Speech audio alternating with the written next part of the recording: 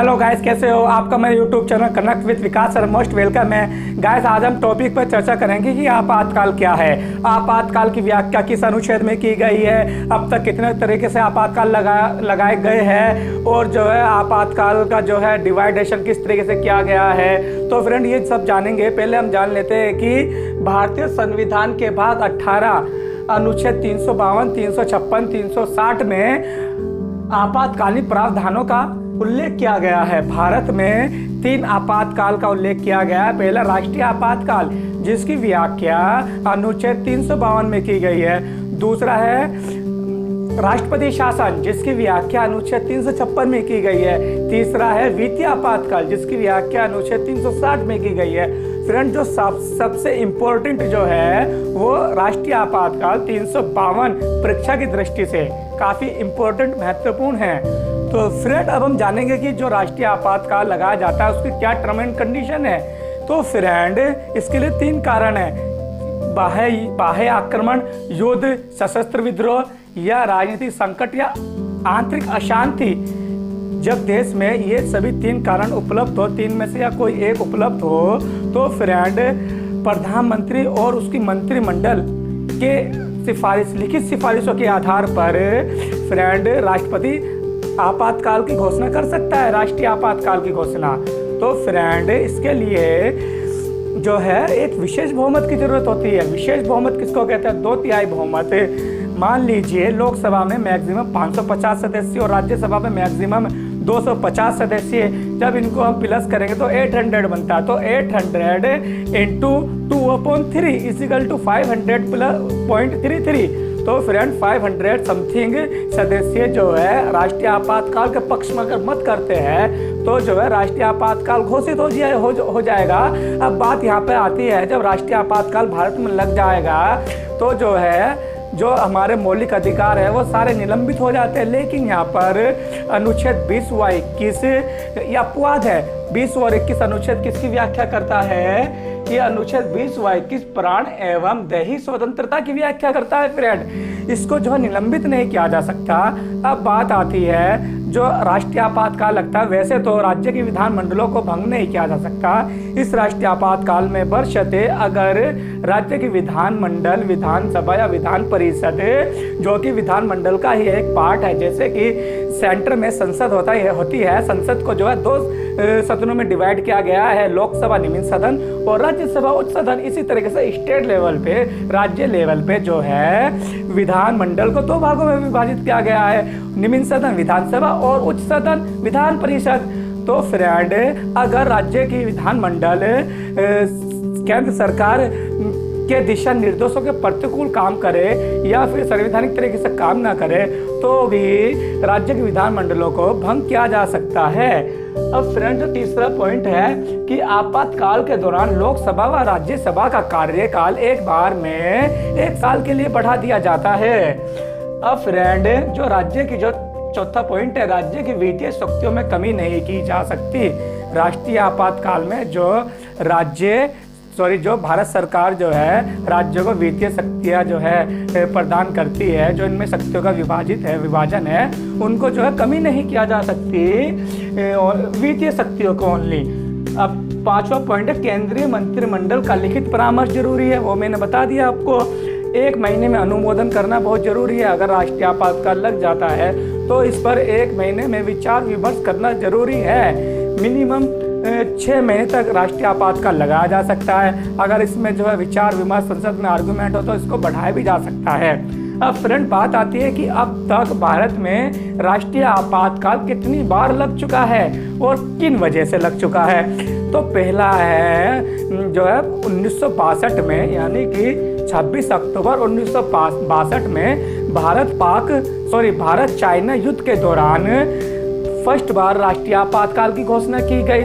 उस समय जो तत्कालीन प्रधानमंत्री थे पंडित जवाहरलाल नेहरू और उनके मंत्रिमंडल की लिखित सिफारिश के आधार पर तत्कालीन राष्ट्रपति सर्वपल्ली राधाकृष्णन ने राष्ट्रीय आपातकाल की घोषणा की।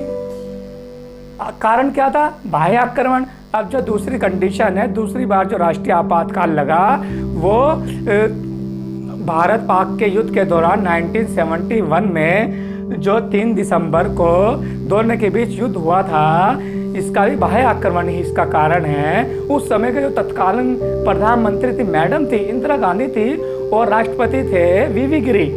लिखित सिफारिशों के आधार पर प्रधानमंत्री और मंत्रिमंडल के तो राष्ट्रीय आपातकाल की घोषणा की उस समय के जो है तत्कालीन राष्ट्रपति ने, वीवी गिरी जी ने।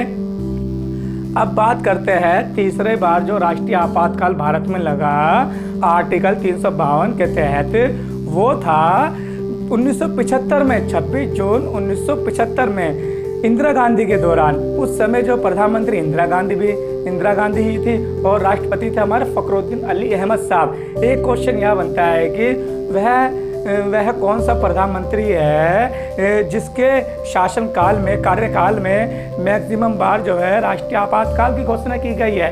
ये बहुत बार जो है ये क्वेश्चन परीक्षा में आया है, तो इसका आंसर मैंने आपको बता ही दिया। तो इसकी वजह क्या थी, कारण क्या था इसके राष्ट्रीय आपातकाल का तीसरी बार जब भारत में लागू किया गया?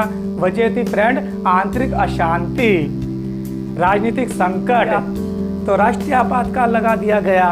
अब फ्रेंड अब बात आती है दूसरे आपातकाल की, जिसको राष्ट्रपति शासन कहते हैं, जिसकी व्याख्या अनुच्छेद 356 में की गई है। क्या कहता है 356 अनुच्छेद ये कहता है कि जब राज्य की विधानसभा, विधान परिषद या विधानमंडल जो है संविधान के अनुसार शासन ना करे या फिर राज्य में संवैधानिक तंत्र पूरी तरीके से विफल हो जाए, स्थिति चरमरा जाए जो है, तब राष्ट्रपति प्रधानमंत्री व जो है उसकी मंत्रिमंडल की सिफारिशों के आधार पर, सलाह के आधार पर, यहाँ पर लिखित काफ़ी इंपॉर्टेंट नहीं है, ना लिखित का जिक्र है, ओनली सलाह के आधार पर जो है राष्ट्रपति उस राज्य में राष्ट्रपति शासन लागू कर सकता है। राष्ट्रपति शासन क्या होता है? राष्ट्रपति शासन में जो राज्य का जो गवर्नर होता है, राज्य का गवर्नर या राज्य सचिव जो है राष्ट्रपति के इशारों पर या राष्ट्रपति के एजेंट के रूप में, एक अभिकर्ता के रूप में जो है राज्य का शासन संभालता है, प्रशासन चलाता है। फ्रेंड यहाँ पर अब बात आती है कि राज्य की विधानसभा, विधान परिषद को पूरी तरीके से जो है ध्वस्त या भंग कर दिया जाता है। अब फ्रेंड एक क्वेश्चन बनता है कि क्या जो है राष्ट्रपति शासन में मौलिक अधिकार या जो दूसरा राष्ट्रीय जो राष्ट्रपति शासन घोषणा की जाती है अनुच्छेद 356 में, क्या मौलिक अधिकार छीन लिए जाते? नहीं फ्रेंड, कुछ भी फर्क नहीं पड़ता मौलिक अधिकारों पर। बस खाली राष्ट्रीय आपातकाल में मौलिक अधिकार छीन लिए जाते हैं, केवल 20 व 21 अपवाद है यहाँ पर, और जो प्रेस की स्वतंत्रता भी छीन ली जाती है केवल राष्ट्रीय आपातकाल में, बाकी आपातकाल में ऐसा नहीं है। अब हम बात करते हैं कि जो है अब तक भारत में 125 बार राष्ट्रपति शासन लागू हो चुका है। ऐसे बहुत ही कम राज्य होंगे जो इससे वंचित हो। यूपी में लगभग 8 बार, पुडुचेरी में 6 बार, दिल्ली में 1 बार, पंजाब, हरियाणा, काफ़ी सारे जो है राज्यों में राष्ट्रपति शासन की घोषणा की जा चुकी है फ्रेंड।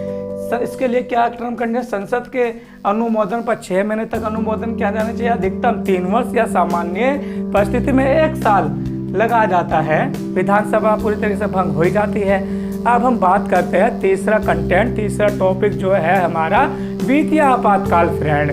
वित्तीय आपातकाल की व्याख्या अनुच्छेद 360 में की गई है। अनुच्छेद 360 क्या कहता है? जब देश की जो है, जब देश उस ऐसे दौर से गुजर रहा हो, आर्थिक संकट से गुजर रहा हो, राष्ट्रीय स्थायित्व खतरे में हो, देश का बैंकक्रप्ट या दिवालिया हो चुका हो आर्थिक दृष्टि से, तो जो है राष्ट्रपति प्रधानमंत्री व उसकी मंत्रिमंडल के सलाह पर जो है वित्तीय आपातकाल की घोषणा कर सकता है। वैसे तो अभी तक वित्तीय आपातकाल देश में लागू नहीं किया गया है, बशर्ते अगर लागू किया जाता है तो फ्रेंड वित्तीय आपातकाल में नागरिकों के जो हमें जो अधिकार मिला हुआ था पहले, वैसे तो संपत्ति के अधिकार को पहले ही समाप्त कर दिया गया, लेकिन जो हमारी जमा पूंजी है, जो हम जमा पूंजी करते हैं बैंक वगैरह में, और जो हमारी निजी संपत्ति है उसको पर जो है पूरी तरीके से सरकार का अधिपत्य हो जाएगा, हमको इससे वंचित कर दिया जाएगा फ्रेंड। अब हम बात करते हैं यहाँ पे दूसरा एक क्वेश्चन बनता है, काफ़ी इम्पोर्टेंट है कि वह कौन सी कंडीशन है, किन परिस्थितियों में सुप्रीम कोर्ट या सर्वोच्च न्यायालय या उच्चतम न्यायालय और जो उच्च न्यायालय होते हैं, हाई कोर्ट होते हैं राज्यों के, उनके न्यायाधीशों का वेतन काटा जाता है। कब काटा जाता है, किन परिस्थितियों में काटा जाता है? केवल यहाँ पे वित्तीय आपातकाल, वित्तीय संकट के दौरान ही सर्वोच्च न्यायालय या उच्च न्यायालय के न्यायाधीशों की वेतन में कटौती की जाती है फ्रेंड, अदरवाइज किसी कंडीशन में नहीं की जाती फ्रेंड। अब हम बात कर लेते हैं कि भारत में अभी तक उसको लागू नहीं किया गया, वो जैसे कि मैंने आपको बताया। तो फ्रेंड आज हमने जाना कि आपातकाल क्या है, कितने तरीके से आपातकाल लगाया जा सकता है और जो किस अनुच्छेद में लगाया जा सकता है। फ्रेंड अगर आपको मेरी वीडियो ये अच्छी लगी हो तो प्लीज़ मेरी वीडियो को लाइक, शेयर, कमेंट्स और चैनल को सब्सक्राइब करने के साथ साथ बेल बटन को प्रेस करना ना भूलें, ताकि आपको मैं अच्छी वीडियो ला सकूं और आपको इसका नोटिफिकेशन मिल सके। तो friend keep watching, keep learning.